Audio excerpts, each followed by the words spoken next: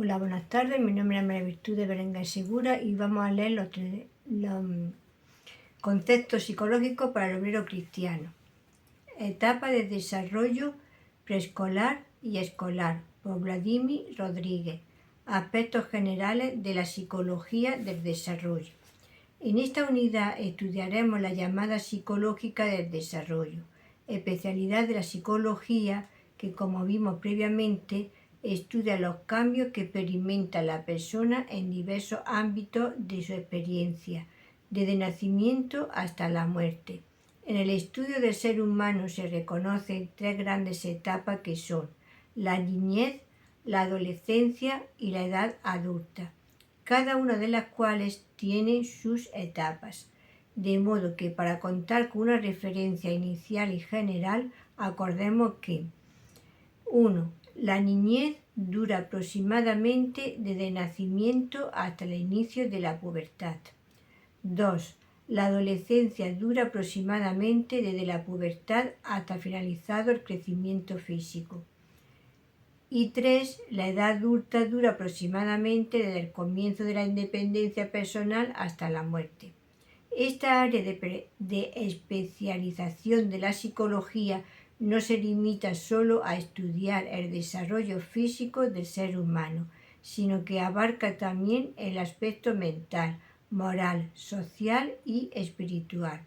Aunque la mayor parte de las investigaciones se han hecho en personas de nivel socioeconómico medio de los países desarrollados, en la actualidad se comprueba la semejanza humana en todo el mundo y al mismo tiempo se toman muy en cuenta las diferencias culturales. ¿Cómo se estudia el desarrollo del ser humano? Existen varias formas de entender el desarrollo. La primera es en relación con la edad cronológica, aunque es la variable que la mayoría de las personas típicamente considera para referirse a los distintos grados de desarrollo del individuo. No se la evalúa como el factor más significativo en el proceso de desarrollo.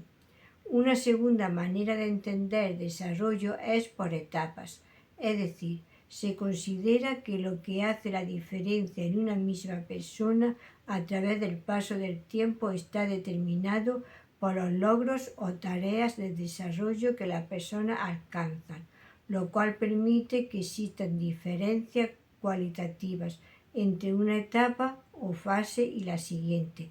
Ejemplo, una etapa correspondería a cuando un niño no camina y que es cualitativamente distinto a cuando sí logra esta tarea de desarrollo que le permite acercarse por iniciativa propia a aspectos del mundo que revistan interés para él. Varias escuelas de pensamiento han surgido sobre la base de estas consideraciones teóricas del desarrollo.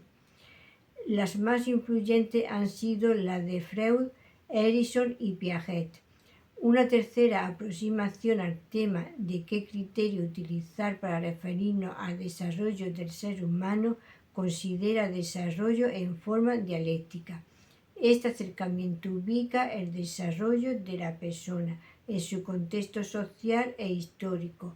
Pone su énfasis no en el balance o equilibrio, sino en la contradicción y las crisis, que desde esta perspectiva son los elementos que impulsan y catalizan el desarrollo.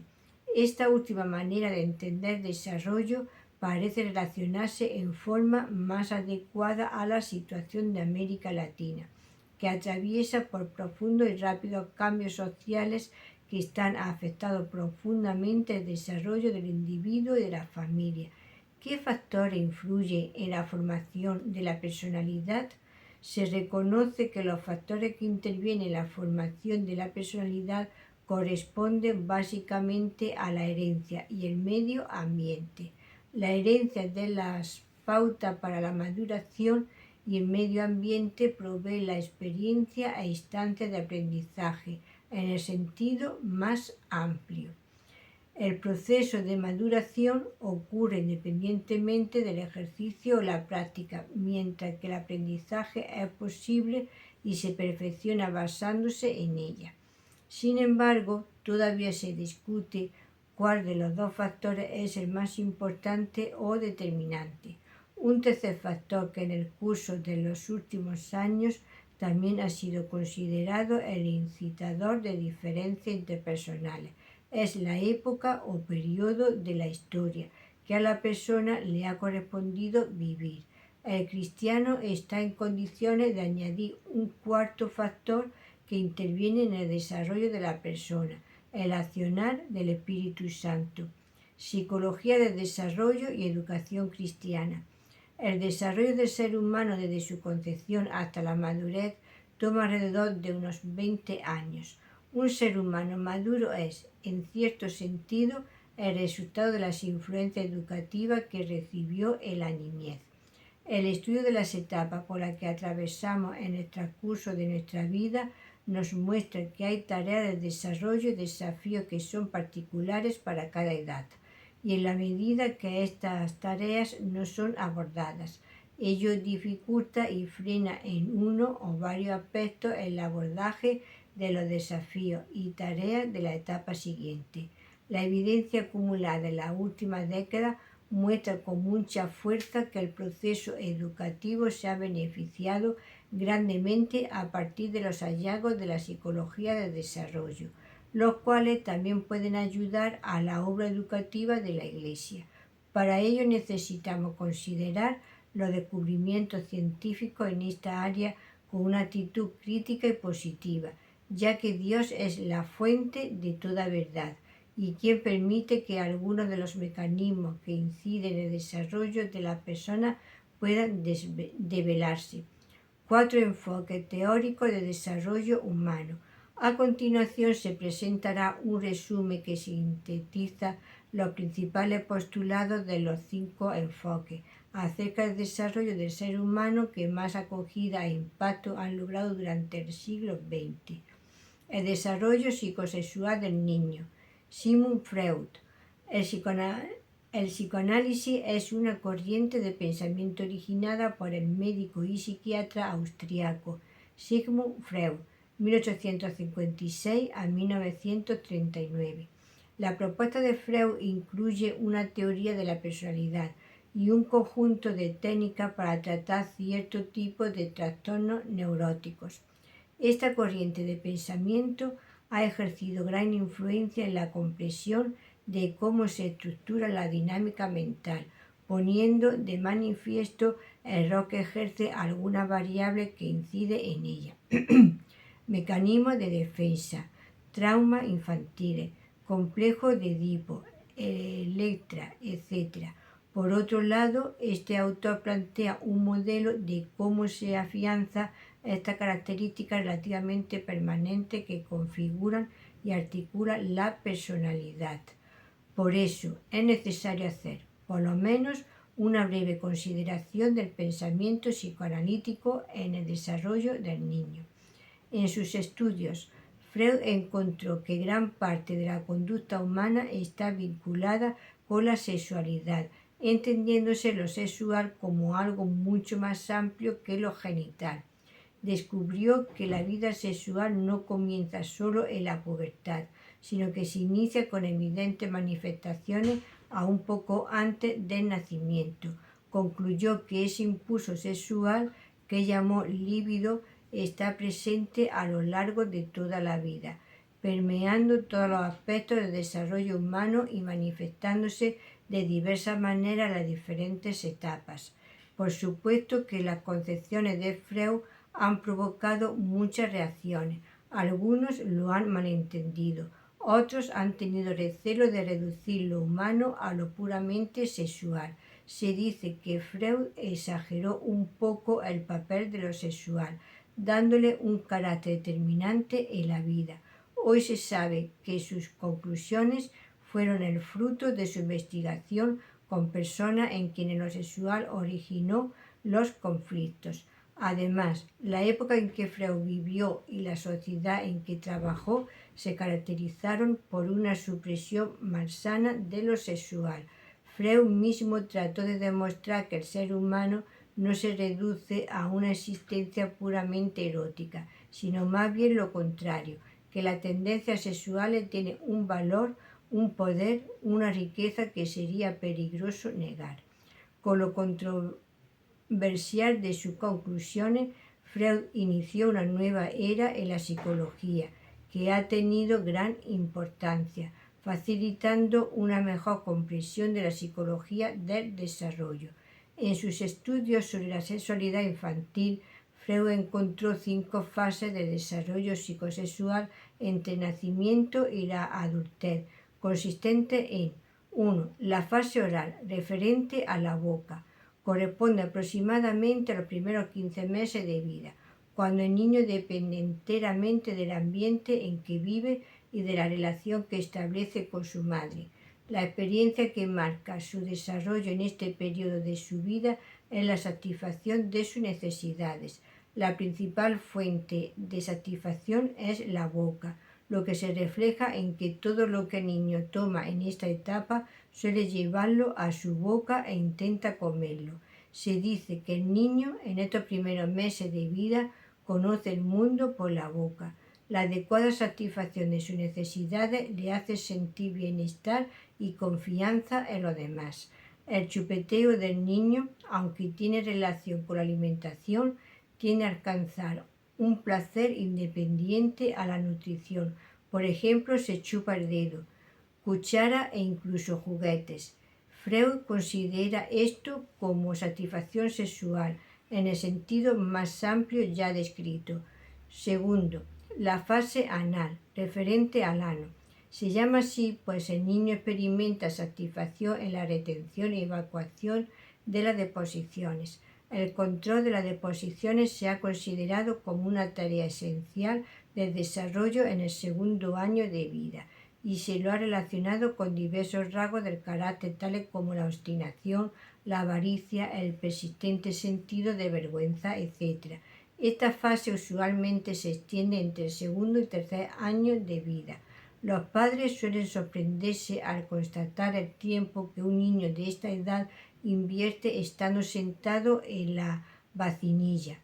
3. La fase fálica o edípica, referente al pene del niño y al complejo de Edipo. Se desarrolla y manifiesta entre el tercer y sexto año de vida. La zona erógena primordial se traslada ahora a los órganos genitales. Es la época de la curiosidad por su propio sexo y el de los demás. Es la época también en que se manifiesta el apego mayor del niño hacia la madre y de la niña hacia el padre. Se ha llamado a esta fase con el calificativo de edípica, haciendo referencia al mito griego de Edipo, quien, sin darse cuenta, mató a su padre para casarse con su madre. El apego identificado como sexual por Freud del niño por su madre se va sustituyendo por el deseo de ser como su padre y de casarse con una mujer como su madre. Lo contrario sucede con las niñas. El psicoanálisis considera que esta fase es decisiva en el desarrollo de la personalidad para todas las relaciones interpersonales posteriores. 4. Fase de latencia. En esta etapa se supone que los impulsos sexuales pasan a un estado de manifiesto. Es la época cuando los niños y niñas entre los 6 y 12 años no quieren saber nada del sexo opuesto y se agrupa en grupos rivales de niños y niñas. Esta fase se ha llamado también edad escolar y en ella se desarrolla gran parte de la socialización del niño cuando ya no depende exclusivamente del cuidado familiar, sino que tiene que desarrollar su iniciativa propia. 5. La fase genital. Empieza con el inicio de la pubertad. La zona erógena se centra en los genitales.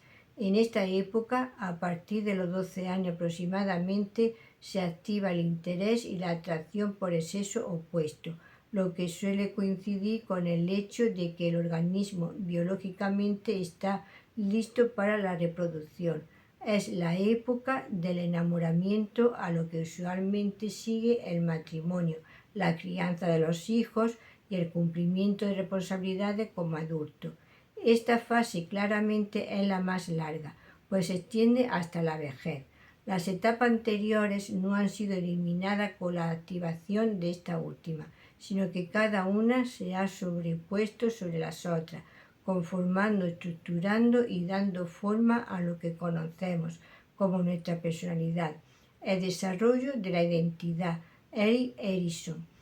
1. Primera etapa. Confianza básica versus desconfianza básica. Esta fase corresponde a la etapa de la teoría psicoanalítica y generalmente se extiende a lo largo del primer año de vida. Aquí se resuelve el sentido básico de confianza a un extremo o de confianza al otro. El grado de confianza que el niño llega a tener en el mundo, en otros y en sí mismo, depende de la calidad del cuidado que recibe en esta edad. Al infante que se le satisface su necesidad de cuando aparecen, que se le alivia de sus incomodidades, que es acariciado, que se juega y conversa con él. Desarrolla el sentido de que el mundo es un lugar seguro y que se puede confiar en quienes lo rodean. Por otro lado, cuando el cuidado es inconsistente y se siente rechazado, el niño desarrolla una actitud de sospecha y miedo hacia el mundo y la gente, actitud que le acompañará a través de las etapas sucesivas de su desarrollo. 2. Segunda etapa, autonomía versus vergüenza y duda. Esta etapa se extiende durante el segundo y tercer año de vida, el periodo anal desde la perspectiva de Freud. A esta edad el niño comienza a desarrollar su autonomía en base a sus nuevas capacidades motoras y mentales. El infante se siente orgulloso de correr, trepar, abrir y cerrar, hablar, empujar, agarrar, etc. Le gusta hacer todo por sí mismo, comer, abrir la llave del agua cuando se lava las manos, etc. Si los padres reconocen la necesidad del niño de hacer lo que es capaz a su propio ritmo y a su tiempo, entonces él desarrolla el sentimiento de que es capaz de controlar sus músculos, sus impulsos e inclusive su ambiente. Por otro lado, cuando sus padres o los que le cuidan son impacientes y hacen lo que él podría hacer por sí mismo, entonces está reforzando un sentido de vergüenza y duda en el niño. Este sentimiento de vergüenza y duda sucede especialmente cuando los padres lo sobreprotegen, evitando que ponga en práctica sus crecientes habilidades y al mismo tiempo lo critican por los accidentes que experimenta, mojarse los pantalones, ensuciarse, quebrar cosas, etc. 3. Tercera etapa, iniciativa versus culpa. A la edad de 4 y 5 años, el niño ya domina sus movimientos corporales, el lenguaje y sus fantasías. La manera como el niño resuelve esta crisis entre iniciativa y culpa depende en gran parte de cómo sus padres responden a sus actividades. Los niños que cuentan con un espacio de libertad para hacer preguntas, iniciar juegos, realizar actividades e iniciar proyectos, están reforzando su sentido de iniciativa. En el otro extremo, cuando al niño se le hace sentir que sus actividades motoras son inadecuadas, sus preguntas son una molestia y sus juegos son tontos y ridículos, es muy probable que termine desarrollando un sentido de culpa que persistirá en los años siguientes. 4. Cuarta etapa, industriosidad versus inferioridad. Esta etapa se extiende entre los 6 a los 11 años, equivalente a la fase de latencia en el psicoanálisis tradicional. En esta etapa, el niño comienza a razonar usando conceptos y refiriéndolos a términos concretos. Su sentido moral o ético comienza a tomar forma, mostrando preocupación por jugar de acuerdo a reglas. El término industriosidad está referido a su preocupación de saber cómo están hechas las cosas, cómo funcionan y para qué sirven. Cuando los niños son animados en sus esfuerzos a hacer, componer, construir cosas y terminarlas, su sentido de industriosidad se refuerza y se acrecienta aún más cuando sus esfuerzos son reconocidos y elogiados.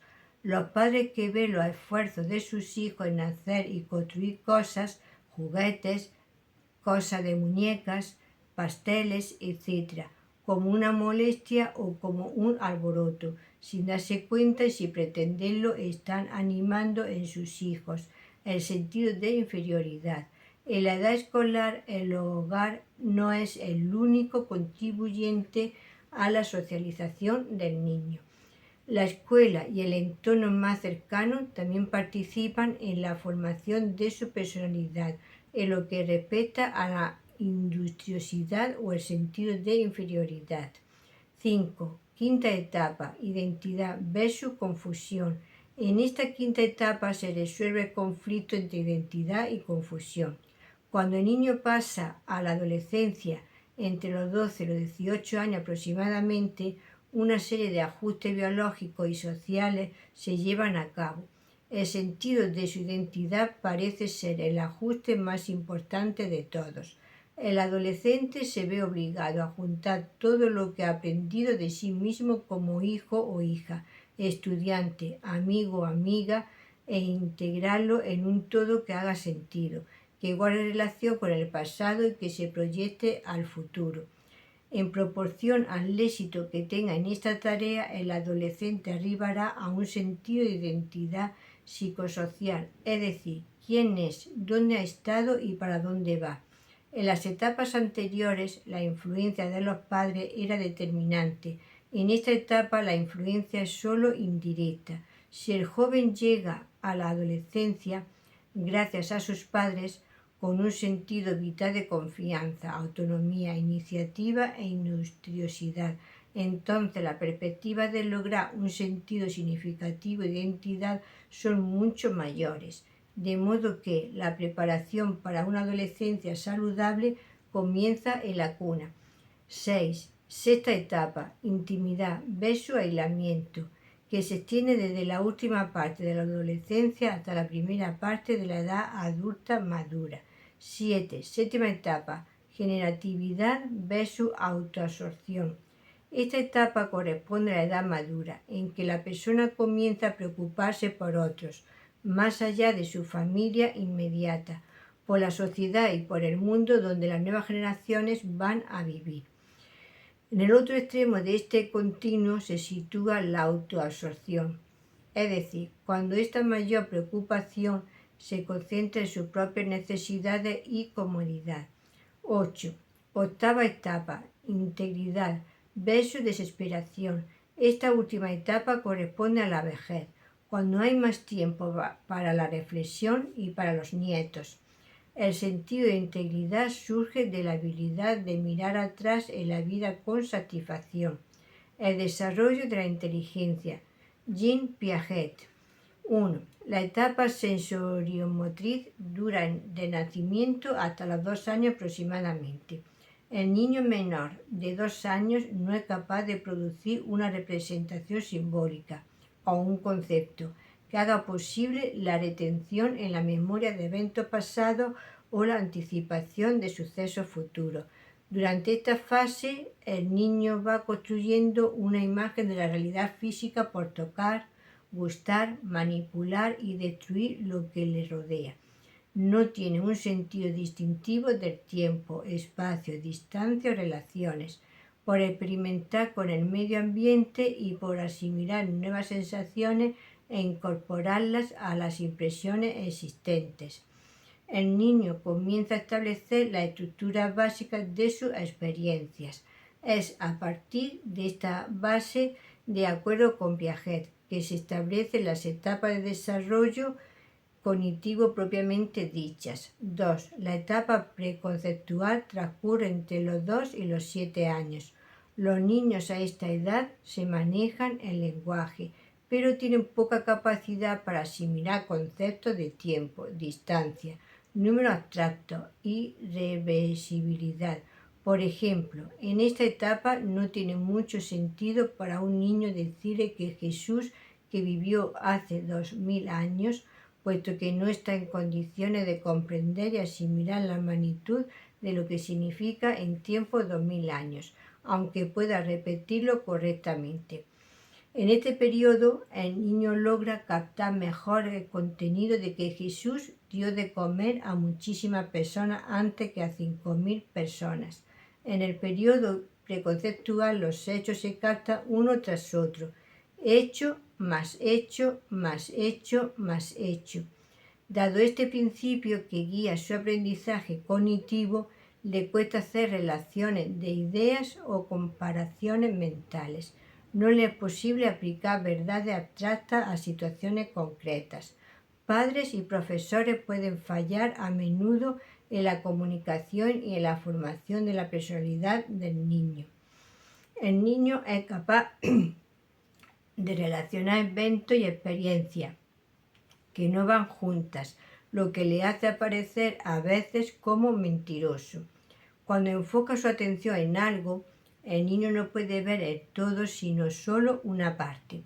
Su tendencia es percibir los eventos del mundo natural como causados por personas, es decir, atribuye vida e intenciones a los objetos inertes. Su pensamiento es muy egocéntrico, no necesariamente egoísta y finalista.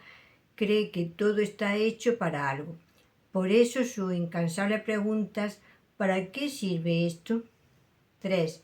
La etapa de las operaciones concretas dura aproximadamente entre los 7 y los 11 años. Durante esta edad los niños comienzan a pensar en términos concretos y literales.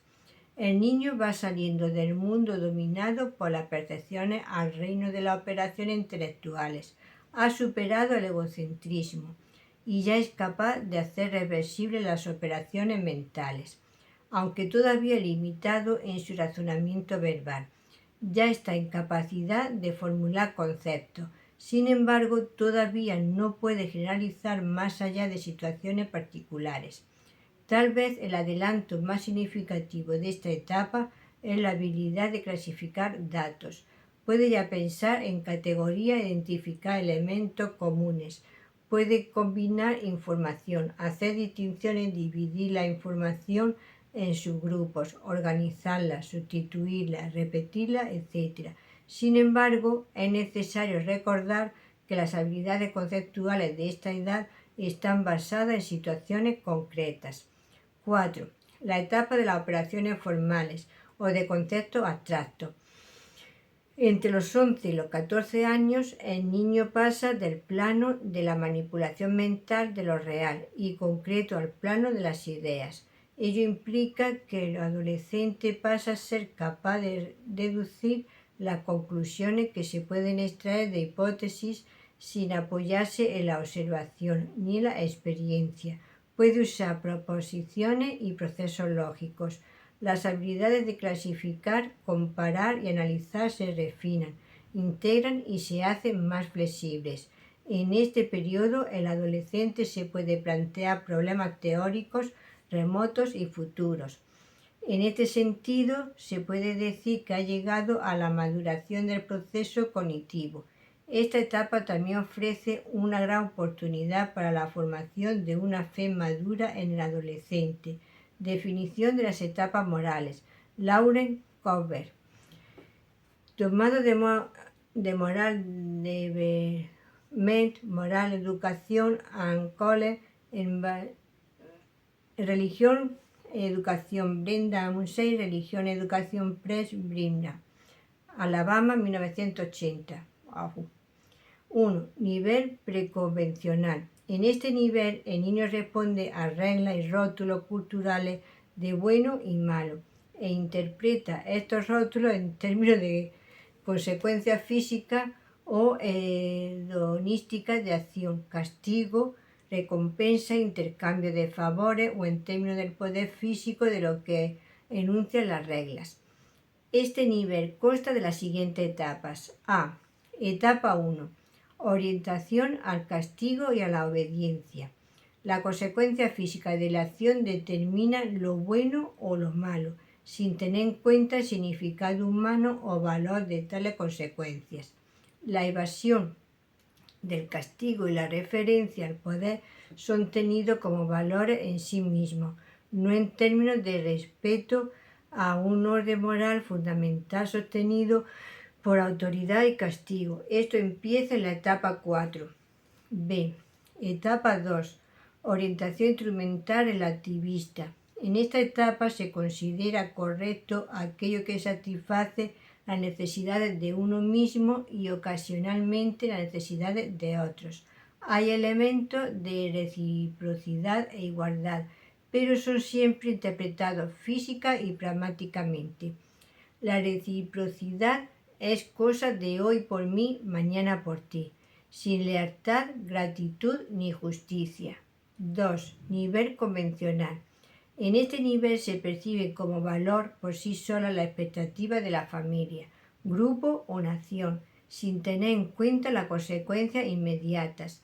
La actitud no es solamente de conformidad a las expectativas personales y el orden social, sino de lealtad, de apoyo activo, de justificación del orden, identificación con las personas o grupos de referencia. Este nivel consta de las siguientes etapas. C. Etapa 3. Orientación de concordancia interpersonal. El buen comportamiento es aquello que complace y ayuda a otros y es aprobado por los demás. Hay conformidad con las imágenes estereotipadas de lo que es el comportamiento natural de la mayoría. Se juzga el comportamiento por la intención. Tenía buenas intenciones o fue sin culpa, son expresiones y pensamientos que suelen dominar las relaciones interpersonales. De alguna manera está la idea de que la persona gana aprobación portándose bien. D. Etapa 4. Orientación a la ley y al orden. Esta es una orientación a la autoridad, las reglas y el mantenimiento del orden social. El buen comportamiento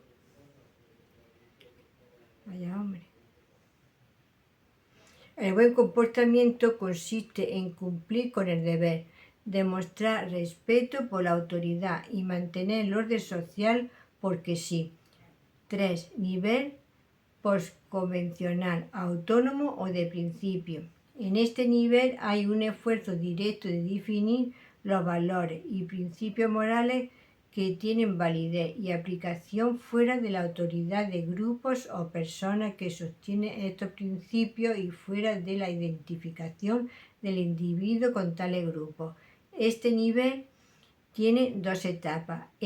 Etapa 5. Orientación legalista y de contrato social.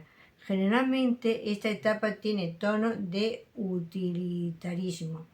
Se tiende a definir la acción correcta en términos de derechos individuales y en términos de normas que han sido examinadas críticamente y aprobadas por la sociedad. Hay conciencia clara de relativismo en los valores y opiniones personales y un énfasis correspondiente en las reglas de procedimiento para llegar al consenso. Fuera de lo acordado democrática y constitucionalmente, lo correcto es cosa de valores y opiniones personales.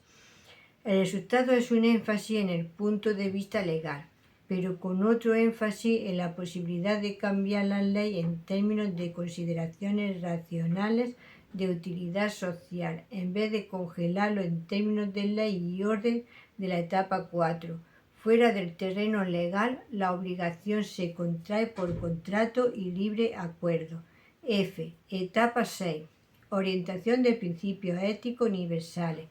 El bien es definido por decisión y conciencia de acuerdo a principios éticos seleccionados por el individuo en base a la comprensión lógica, universalidad y a la propia consistencia interna. Estos son principios abstractos y éticos, no son reglas morales concretas como los 10 mandamientos. En esencia son principios universales de justicia, reciprocidad, igualdad de derechos humanos y de respeto por la dignidad de los seres humanos como personas individuales. La niñez. Características generales de la niñez y de recién nacido. Dijimos que la niñez comprende el periodo entre el nacimiento y la pubertad. La vida biológica y mental del niño no aparece el día que nace, sino que comienza en el embarazo. Cuando las células reproductoras masculinas y femeninas se han juntado y fecundado, se han unido ya las características físicas y psíquicas de los padres. El hijo o hija que nacerá se parecerá a sus progenitores en muchísimos aspectos: el color de la piel, de los ojos, del cabello, la consistencia de los huesos, ciertas capacidades mentales y hasta la forma de reír y caminar. De este estudio se encarga una rama de la biología que se conoce con el nombre de genética. Así, antes que el niño nazca, se puede anticipar algunas de sus características. Por ejemplo, algunos niños son más inquietos que otros desde el vientre de su madre. Se han hecho observaciones que llevan a asegurar que muchas veces el nerviosismo y la ansiedad de la madre cuando está embarazada se transmiten a niños. Por eso se recomienda que la mujer durante el embarazo guarde tranquilidad. Existen factores hereditarios que pueden afectar al feto durante el embarazo. Esto puede ser anormalidades genéticas que producen defectos congénitos como la fenilketonuria, la anemia de células falciformes, la enfermedad de Tay-Sachs y el síndrome de Down. El ambiente también puede influir negativamente en el vientre de su mamá. El feto está a merced de los cuidados que ésta tenga consigo misma durante todo el embarazo. Es por ello que cualquier alimento contaminado que ingiera, el consumo de todo tipo de drogas y alcohol, el cigarrillo y otras sustancias nocivas pueden pasar a través de la placenta y, en los llamados periodos críticos, producir serios daños en el desarrollo del feto.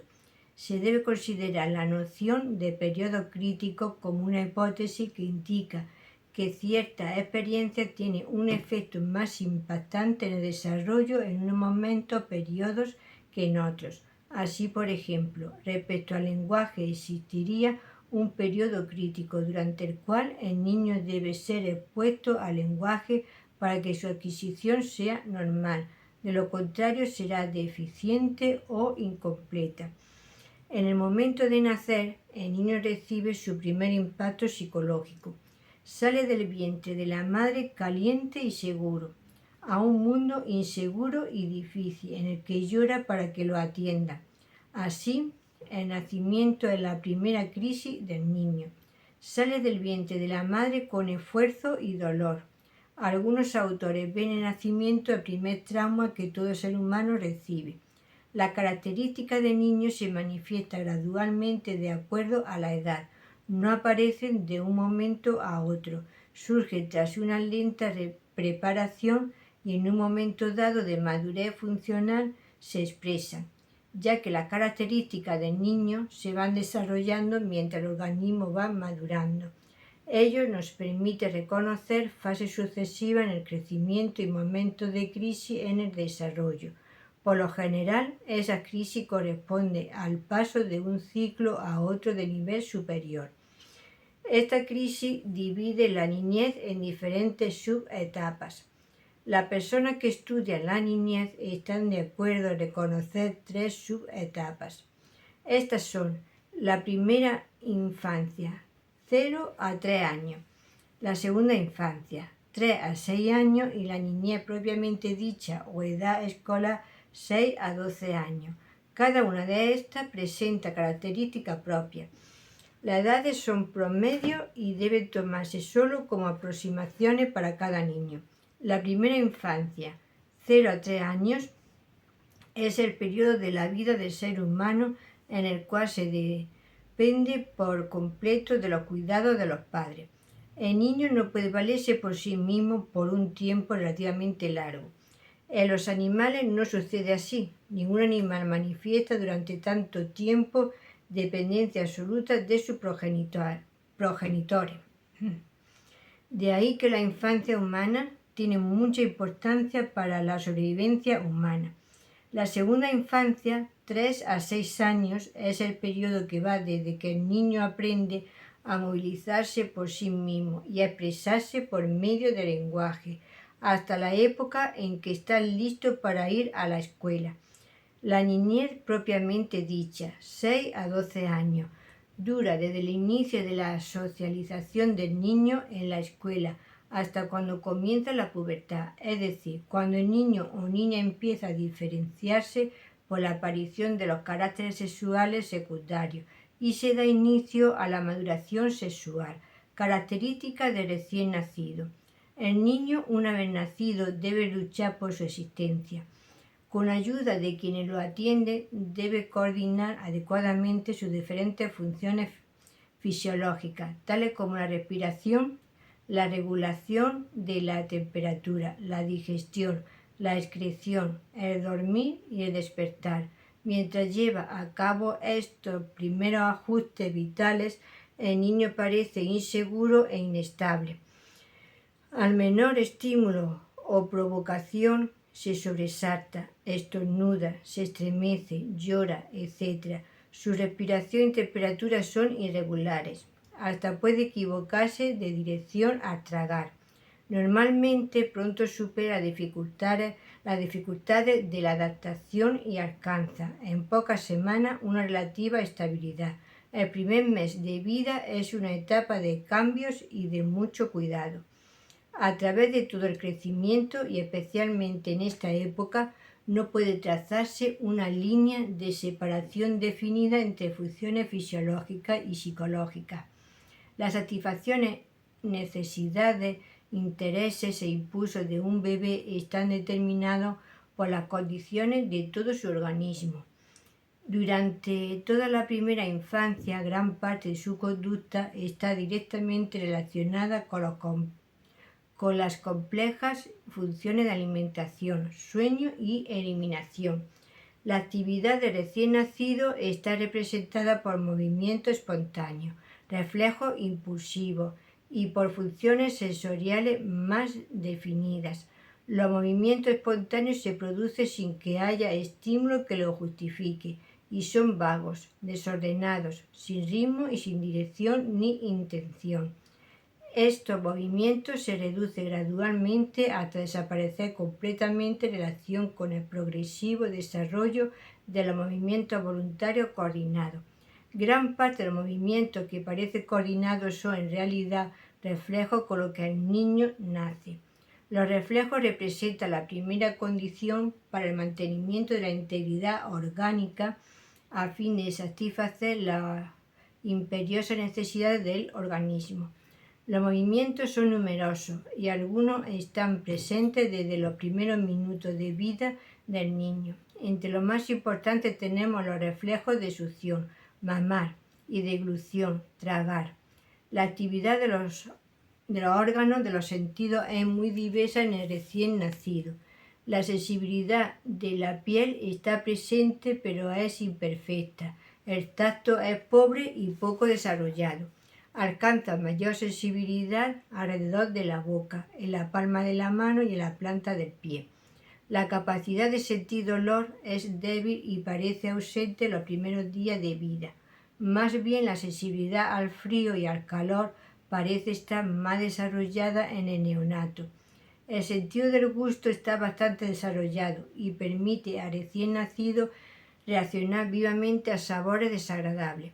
Al final del primer mes, los movimientos de los ojos comienzan a adaptarse a los movimientos de la cabeza para seguir un objeto que se mueve en sentido horizontal.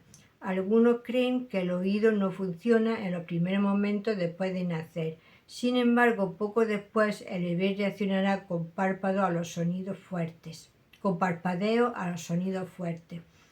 Las manifestaciones afectivas del recién nacido son muy pobres y están exclusivamente representadas por el placer que capta sus sentidos mediante la acción de mamar, la tibieza de la cuna, el calor del pecho de la madre y también por la molestia producida por el hambre, el frío, los ruidos o las luces demasiado intensas.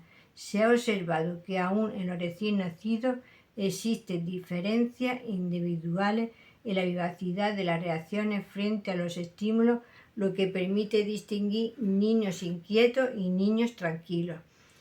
El desarrollo en la primera infancia, nacimiento a 3 años. El desarrollo orgánico y psíquico alcanzado en los 3 primeros años de vida es prodigioso. Las transformaciones ocurridas durante la primera infancia son las más amplias y rápidas que en cualquier otra etapa. En la primera infancia, el niño aprende un sinnúmero de actividades en forma espontánea, es decir, sin que nadie le enseñe. Si un niño se desarrolla normalmente, sus capacidades para aprender irán apareciendo a medida que su organismo vaya madurando. Estas capacidades maduran a edades más o menos iguales en todos los niños. No se le puede hacer aparecer antes de tiempo ni necesitan de mucha ayuda para que aparezcan. La experiencia ha demostrado que el aprendizaje y la enseñanza deben esperar el momento adecuado en el proceso de desarrollo o no tendrá éxito. Por ejemplo, hay que esperar que los músculos y las conexiones nerviosas de la vejiga estén suficientemente desarrolladas para enseñar al niño a que no se orine en los pantalones. Mucho se podría decir de la actividad de desarrollo del niño en la primera infancia. Sin embargo, solo nos limitaremos a poner algunos ejemplos. En los primeros 3 meses, el niño adquiere control sobre los músculos que rigen el movimiento de los ojos. Desde los 4 a los 7 meses adquiere dominio sobre los músculos que sostienen la cabeza y da movimiento a los brazos. Extiende la mano en busca de los objetos. Entre los 7 y los 10 meses adquiere control sobre manos y tronco. Es capaz de sentarse por sí solo, tomando y entregando los objetos de una mano a otra. Entre los 10 y los 12 meses extiende su dominio a las piernas y pies, a sus dedos índice y pulgar. Busca y arranca objetos. Puede pararse erguido. Entre los 2 y los 3 años camina, corre, dice algunas palabras y frases. Ya sabe controlar su deseo de orinar y defecar. Rudimentariamente ya sabe qué significan las cosas que quiere y qué es lo que le pertenece. Debemos tener presente que los promedios de edad dados para las actividades indicadas no son fijos ni exactos para todos los niños. Encontraremos niños que se retrasen o adelanten un poco a estos promedios, permaneciendo todavía en su nivel normal de desarrollo. Cuando el adelanto o el retraso ya es exagerado, entonces se puede pensar en alguna normalidad orgánica o psíquica y conviene en ese caso consultar con algún especialista. Por lo general, los niños realizan sus adelantos en las edades señaladas dentro del cuadro correspondiente. Por ejemplo, el niño normal comienza a sentarse entre los 4 y los 8 meses. El mismo tipo de secuencia aparece en el habla. Aquí el factor maduración se combina con el factor medio ambiente. El niño aprende a hablar imitando los sonidos que escucha. Si no oye, como en el caso de los niños sordos, no aprende a hablar. Un niño normal, criado entre personas que le hablan, tendrá más incentivo para hablar que otro a quien nadie le dirige la palabra. Los psicólogos recomiendan conversar con un bebé aunque éste no pueda entender o responder con palabras. Por lo general, su respuesta será con su risa, gestos y sonidos, que son su lenguaje. Alrededor de los 10 meses, un niño dice su primera palabra. Al año pronuncia 3 palabras. Al año 3 meses dice unas 20. Al año y medio domina unas 25 y a los 2 años habla entre 250 y 300 palabras aproximadamente. A los 3 años ya se expresa con oraciones, usando las palabras como instrumentos del pensamiento. A los 4 años hace infinidad de preguntas. Se da cuenta de la semejanza de las cosas y empieza a formular conceptos y generalizar. A los 5 años habla correctamente y ésta puede contar un cuento largo. El desarrollo del yo o de la percepción de su propio ser también pasa por etapas, en cuyo tránsito ejerce una fuerte influencia en el medio ambiente. El niño recién nacido no tiene idea de sí mismo como una entidad distinta a la que le rodea. En este sentido, se considera que el niño se relaciona con su mamá durante sus primeros meses de vida como si ella fuera parte de sí mismo. Por eso es que cuando la mamá experimenta nerviosismo, a continuación el niño se pone intranquilo. Al percibir el latido acelerado del corazón de su mamá, el niño no se pregunta ¿qué le pasa a mi mamá?, sino ¿qué me pasa a mí? Claro que esta percepción no se da mediante palabra o conceptos, sino a través de una percepción y reacción afectiva.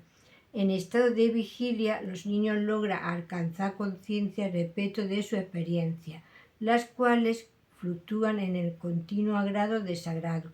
En la medida que el sistema nervioso madura, el niño desarrolla la capacidad de memorizar experiencias de frustración y satisfacción. Más tarde, esta memoria se constituirá en una base que alimentará el concepto de sí mismo y una actitud básica hacia la vida. Este proceso se desarrolla en forma inconsciente principalmente en los primeros años de vida. En la segunda infancia, el desarrollo del niño no puede ser considerado, en su mayor parte, como fruto de la maduración. Hay que tomar en cuenta un factor muy importante: la adquisición de hábitos mediante los cuales el niño establece mecanismos para relacionarse con el mismo ambiente. Por ejemplo, controla los esfínteres, los músculos que cierran los orificios del ano y la vejiga. Aprende a lavarse las manos y a saludar. Entre los 3 y 6 años, el niño adquiere un desarrollo armónico de su capacidad motriz, lo que le permite autonomía e independencia. Es cuando también tiende a reforzar la noción de su persona como un ente separado, dentro del conjunto nosotros. A los 3 años el niño presenta una serie de logros, entre los cuales destaca que ha estructurado un yo definido, sabe distinguir lo que le gusta y desarrolla la noción de que forma parte de un grupo familiar, lo que facilita que integre el concepto de nosotros. Por lo general, se chupa el dedo al irse a dormir, lo que demuestra su necesidad de mayor afecto o seguridad. Realiza todo un ritual para irse a dormir. Tiene un lento despertar y duerme mucho. Es absorbente lo afectivo y le gustan los juegos con risas. Su pensamiento le permite establecer conversaciones consigo mismo y le gusta oír un cuento repetidas veces. Conoce las diferencias sexuales por oposición a su propio sexo. Presenta tendencia a postergar la deposición, aunque pide y acepta ayuda para ir al baño. En cuanto a los hábitos de orinar, suele estar bien adiestrado durante el día. Se desviste rápido, pero se viste solo parcialmente. Ya copia círculos y tiene noción del tiempo en el pasado, presente y futuro, aunque no con exactitud. Anda, corre y mantiene el equilibrio al saltar. A los 4 años el niño es muy activo, sabe llevar ritmo, conoce la hora y tiene noción de los meses. Coordina sus manos en asuntos delicados como cortar con tijeras, hacer cuadrados y dibujar cosas. Se viste y desviste con poca ayuda. Sabe abrocharse y hace la diferencia entre adelante y atrás. Le gusta tener un muñeco en la cama para dormir. Se cansa de estar sentado en la mesa por largo rato para comer. Tiene hábitos regulares para orinar tanto de día como de noche. Presenta curiosidad por la defecación de los demás, aunque muestra privacidad por la propia. Se preocupa por su ombligo. Es exhibicionista y se da toques en los genitales. Sabe hacer exageraciones. Conversa con amigos imaginarios. Pregunta frecuentemente por qué. Es egoísta y rudo con los hermanos menores. Orgulloso de sus cosas. En ocasiones puede insultar, en otras puede tartamudear al querer decir muchas cosas al mismo tiempo. También es típico de esta edad que los niños suelen manifestar rabietas. Hace división sexual de los juegos y ya tiene capacidad de autocrítica. Los 5 años es una edad muy importante para el desarrollo del yo. En muchos países comienza su socialización en el jardín de infancia o kinder. En casa demuestra gran solicitud hacia el progenitor del sexo opuesto. Es servicial y le gusta hablar. Al mismo tiempo hace muecas, parpadeos, ruido de garganta, etc. Ya tiene un juego estable. Corta y pega. Juega con arcilla. Enhebra hilos. Ya se viste solo completamente. Dibuja antes de acostarse. A veces tiene pesadillas. Acepta modales al comer. Come despacio y limpia el plato. Accidentalmente se orina en la cama. Conoce bien la diferencia sexual y ha superado el exhibicionismo. Tiene noción parcial del concepto de semana y se interesa por el calendario y el reloj. Conversa con amigos imaginarios y se inventa juegos. Los 6 años coincide por lo general con la edad escolar formal. El niño inicia la lectura y escritura, aunque todavía presenta torpeza con actos complejos. Ya tiene suficiente equilibrio como para montar bicicleta y jugar con el columpio. Hay una despreocupación por el orden, por lo que tiende a perder sus cosas. Ya tiene conciencia vaga de lo que es el matrimonio y se interesa por la diferencia física de ambos sexos. Usa el tenedor para comer, aunque se resiste a seguir ciertos modales. Si moja la cama se siente culpable. No le gusta hablar de la defecación. Llora fácilmente y explota en casa por las tensiones. En cuanto a su personalidad, se centra en sí mismo y quiere todo para sí. El desarrollo de la segunda infancia, de 6 a 9 años. 6 años.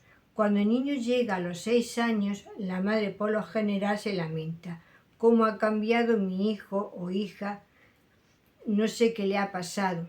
Y en efecto, el niño hasta los 5 años mantenía características agradables, se portaba bien, tendía a hacer caso a los mayores, mostraba en general un buen estado de ánimo, reflejando comodidad consigo mismo y con el mundo. Sin embargo, al aproximarse a los 6 años, comienza a cambiar su conducta. Por lo general, cuando el niño se aproxima a los 6 años, comienza a molestar y a mostrarse impaciente, como si se hubiera declarado en guerra contra sí mismo y con el mundo.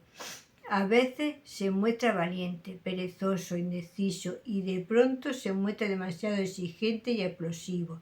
En ocasiones se muestra cariñoso, sociable y simpático y en otras rechaza a todo el mundo. Esto es lo que trae contrariedad y perplejidad a los padres, lo que muchas veces pierde la paciencia y creen que no pueden comprender a sus hijos. ¿Cuál es la razón para este cambio? Por lo general, el 6º año de vida trae consigo cambios fundamentales, tanto corporales como psicológicos, por lo que se la considera una edad de transición. Empieza a desaparecer los dientes de leche, aparecen los primeros molares permanentes. Además, hay cambios químicos en el cuerpo de los niños que se refleja en un aumento de la susceptibilidad a la enfermedad infecciosa y un cambio en su forma de ser. A veces se le inflaman los oídos, surge dificultad de la nariz y en la garganta y hasta se afectan los mecanismos de la visión. En conclusión, a los 6 años los niños no parecen ser tan sanos ni tan fuertes como a los 5. En el aspecto psicológico, a partir de los 6 años surgen en el niño nuevas inclinaciones, impulsos y sentimientos, como consecuencia de una nueva etapa en el desarrollo del sistema nervioso. Esto significa un paso más hacia la madurez, por lo cual es necesario adoptar una visión constructiva y optimista de las dificultades por las que atraviesan los niños de esa edad. Los padres y maestros sabios procuran comprender y ayudar al niño que pasa por esos momentos difíciles. 7 años. A los 7 años se produce una especie de aquietamiento. El niño atraviesa prolongados periodos de calma y concentración, durante los cuales elabora interiormente sus impresiones abstraídas del mundo exterior.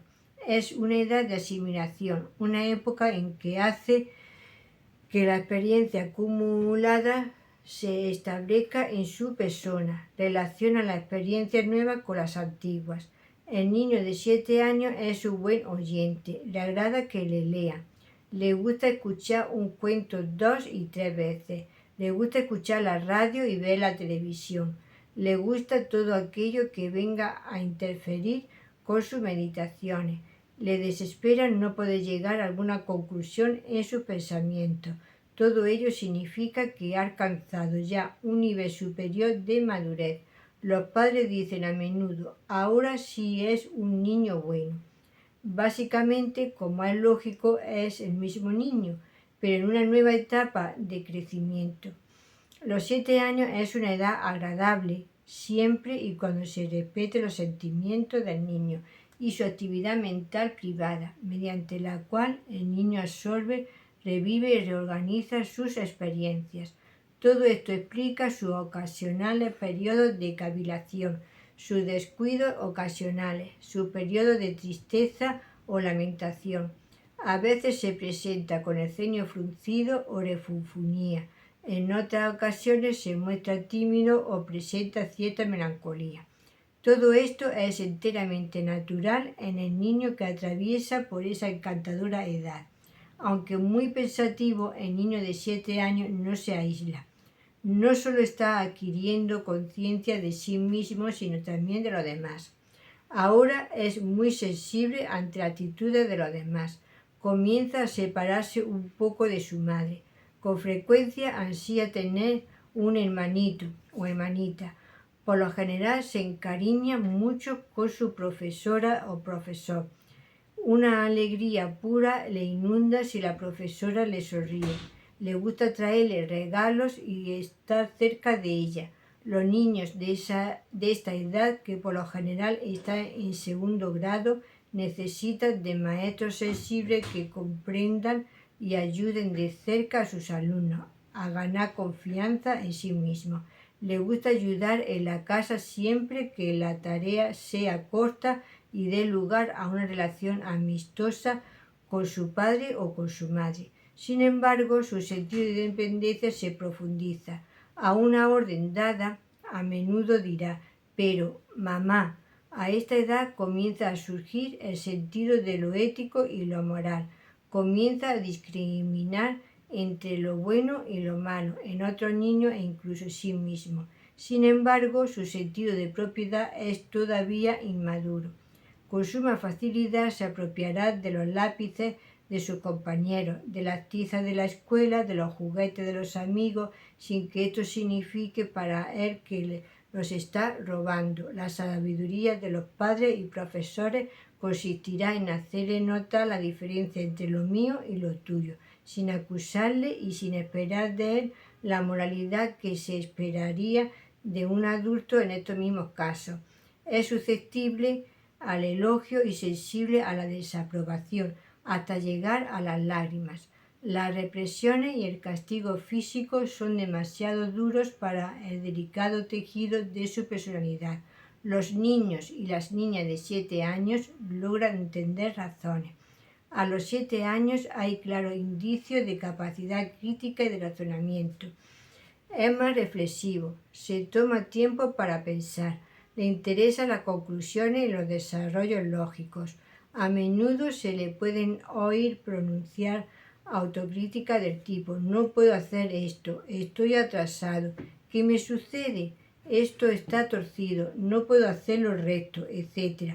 En esta edad revela un inmediato interés por Dios y el cielo, planteando a menudo preguntas concretas respecto a Dios. Los misterios de la muerte no le abruman, pero demuestra un marcado interés por sus posibles causas. 8 años. El niño a los 8 años duda menos y tiende a concentrarse más que a los 7. También refleja mayor rapidez sus propias reacciones y comprende mejor las reacciones de los demás. Una de las características importantes de esta edad es la capacidad de valorar lo que hace. Por ello le gusta representar drama, asumiendo un papel tras otro y valorando cada uno según cómo se sentiría o debería sentirse él mismo en idéntica circunstancia. El niño de 8 años comienza a parecer más maduro incluso en su aspecto físico. Tiene mucha energía y una gran actividad, curiosidad. En efecto, le gustan más los juegos bruscos, desordenados y llenos de ruido. Por lo general, los varones comen a toda prisa, sentados en el borde de la silla, listos para precipitarse fuera del comedor y sin arreglarse la ropa.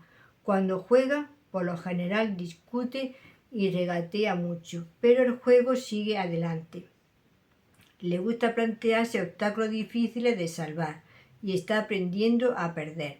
A esta edad comienza el interés por adentrarse en el mundo de los adultos, aunque conoce bien la diferencia entre ellos y él. Escucha atentamente las conversaciones de los adultos y observa sus expresiones faciales. Su sensibilidad se agudiza. No le gusta que se le diga directamente lo que debe hacer. Prefiere una sugerencia a una orden directa. Espera que lo reconozca y a veces solicita el elogio. Tanto varones como mujeres demuestran una gran admiración por sus padres, expresando sus afectos en palabras y hechos. Es como si anhelaran una comunión más íntima con sus padres, especialmente con la madre. Ahora hay mayor posibilidad de un intercambio psicológico más significativo mediante el cual se pueda penetrar más profundamente en la vida adulta. A esta edad los dos sexos comienzan a separarse. En ocasiones los varones se agrupan y se burlan de un grupo correspondiente de niñas, pero esta segregación espontánea no es profunda ni prolongada, pues pronto están jugando y practicando juntos de las tareas escolares. Comparten numerosos intereses, pero van adquiriendo una vívida conciencia de las distinciones que los separan. A esta edad aparece la curiosidad por todas las relaciones humanas, pero normalmente su interés por el conocimiento marital y sexual no llega a ser excesivo. Existe un interés casi universal por los recién nacidos. Ya se plantea preguntas de sondeo sobre el origen de la vida, la procreación y el matrimonio. A los 8 años el niño habla mucho, le encanta hablar y contar novedades hasta con exageraciones, que usualmente contienen algo de verdad. Al mismo tiempo, crece su aversión a la falsedad. Es que su sentido ético se ha desarrollado. Puede reconocer su falta y decir nunca volveré a hacerlo. Tiene un sentido ya embrionario de la justicia, lo que le hace acusar de injusto a los demás. Con frecuencia critica severamente a sus hermanos. Por lo general, las excusas no tienen como finalidad desviar la culpa, sino más bien da una explicación que revela precisamente su principio de rectitud. Es sensible a la crítica, con facilidad interpreta mal los silencios y comentarios de la madre, y las lágrimas surgen a la menor provocación. Ha comenzado a dudar de la infalibilidad de los padres y de los adultos en general. Con todo, se siente feliz de vivir. Ya casi no es un niño, se está preparando para los años siguientes, para entrar en la pubertad. 9 años. El niño de 9 años ya no es simplemente un niño, tampoco es un adolescente, está en una época intermedia. Durante este periodo intermedio tienen lugar reorientaciones significativas. Estos cambios se producen en forma tan sutil que a menudo los padres y los profesores no percibe suficientemente su importancia. La automotivación es la característica primordial del niño de 9 años. El niño posee una creciente capacidad de aplicar su mente a las cosas, por propia iniciativa o con ligera sugerencia. En realidad, está tan ocupado que parece faltarle el tiempo para las tareas rutinarias y no le gustan las interrupciones. Le complace poner a prueba su habilidad. Es la edad en que procura ser mejor alumno y perfeccionar su pericia en el manejo de la herramienta a su alcance. Le gusta planear de antemano y preparar las cosas. Sin embargo, no deja de actuar en forma distraída, lo que se debe precisamente a que su mente esté elaborando algo más interesante y atractivo. Tiene muchas razones para estar ocupado. Le agrada hacer colecciones de cromos o mariposas o piedras. El varón reúne datos respecto al fútbol, conoce los mejores jugadores y sabe un cúmulo sorprendente de hechos y datos. Las niñas se mantienen al tanto de las estrellas de televisión y del cine. Los padres, por consiguiente, deberían mostrarse satisfechos de que en ocasiones el niño de 9 años demuestre más interés por sus amigos y por sus actividades fuera del hogar que por una reunión familiar. Ahora necesita del intercambio social entre amigos, que ni siquiera el círculo familiar puede suministrar. Es también un gran conversador. Hay que dejarle conversar. El niño a esta edad está desarrollando un sentido de independencia personal de sus mayores y necesita la comprensión afectuosa, especialmente de su familia. Le agrada su hogar y siente lealtad hacia él, pero cuando no está en casa no le gusta que se le llame hijito en presencia de extraños. A la niña tampoco le gusta que se la identifique como mi hija. Esto indica que por sobre todas las cosas le disgusta ser mimado y protegido. Esto no significa que el niño de 9 años ya no necesite el cariño y la protección de sus padres. Una educación hábil adapta la ayuda a las necesidades y la retira cuando es necesario, para fomentar así una independencia sana en la personalidad del niño que crece.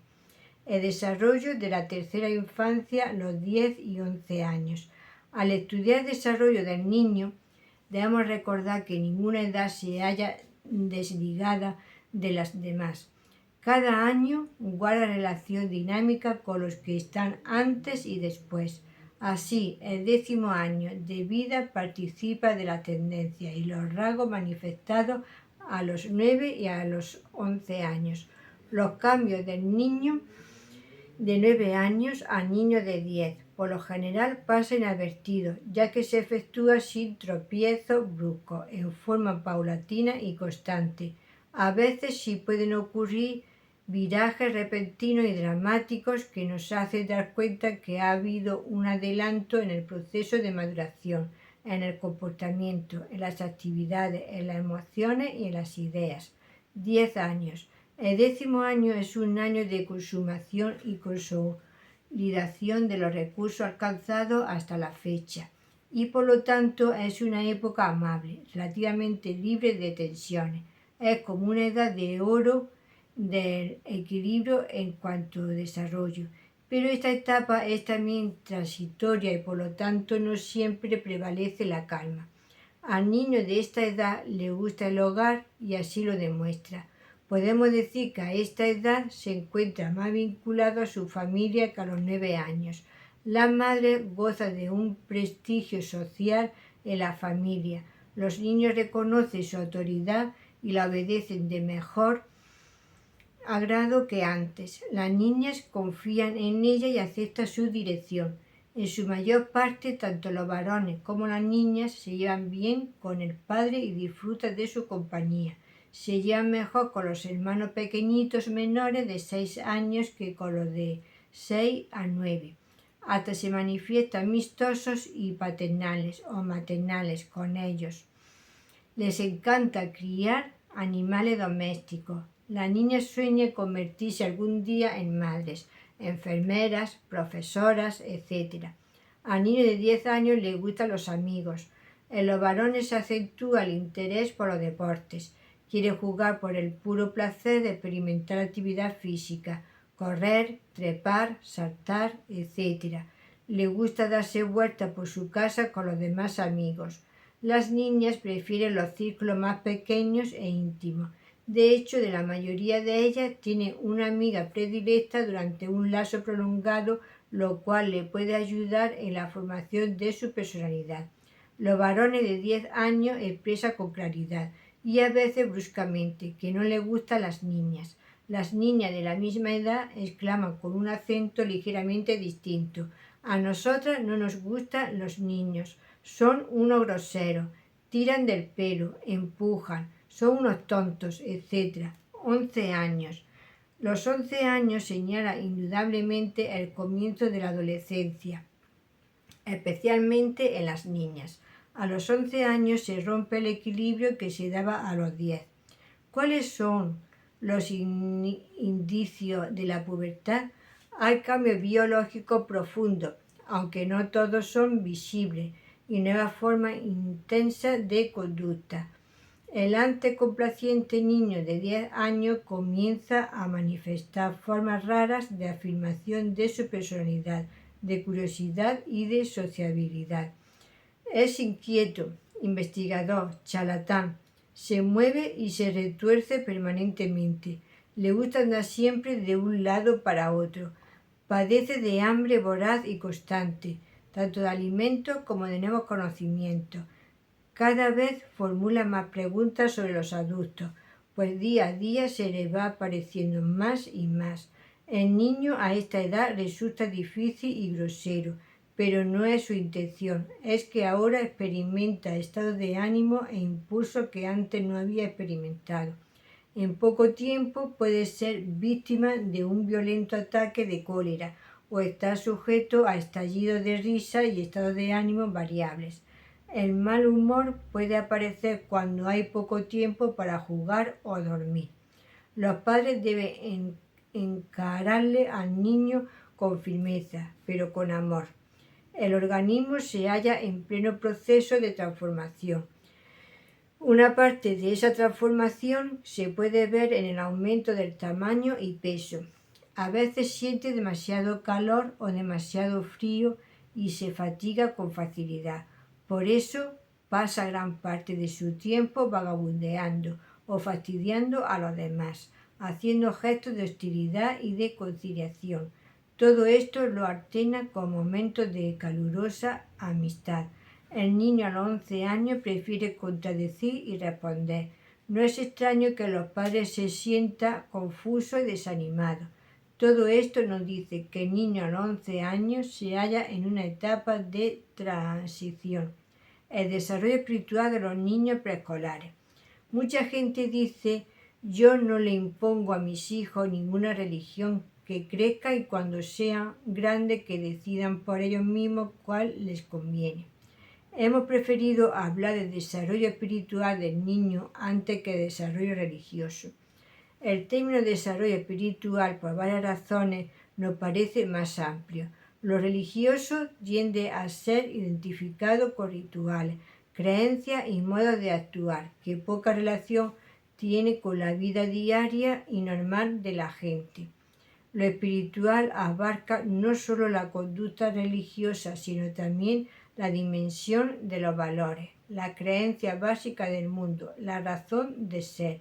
Un niño puede crecer sin religión, es decir, sin manifestar una conducta religiosa definida e identificada con alguna rama del cristianismo u otra religión. Pero ningún ser humano puede crecer sin asimilar y manifestar creencias básicas acerca de sí mismo, de los demás y del universo que no siempre son científicas, sin preguntarse qué sentido tiene la vida, sin plantearse consciente o inconscientemente los valores por los cuales vive o debe vivir. Estas inquietudes van más allá de las meras preocupaciones de carácter físico y material. Son inquietudes trascendentales, eternas en una palabra espiritual, y todo niño experimenta un desarrollo en esta dimensión. Ningún niño realmente puede criarse en un ambiente espiritual y religioso neutral. Los padres que creen que el niño va a decidir sobre religión cuando sea grande y no le proveen el ambiente y la orientación correctos, van a descubrir muy pronto que sus hijos han sido moldeados desde pequeños, sea por la religión secular de sus padres, por los valores propios de su medio ambiente o por la presión del grupo social al cual sus hijos se vinculan.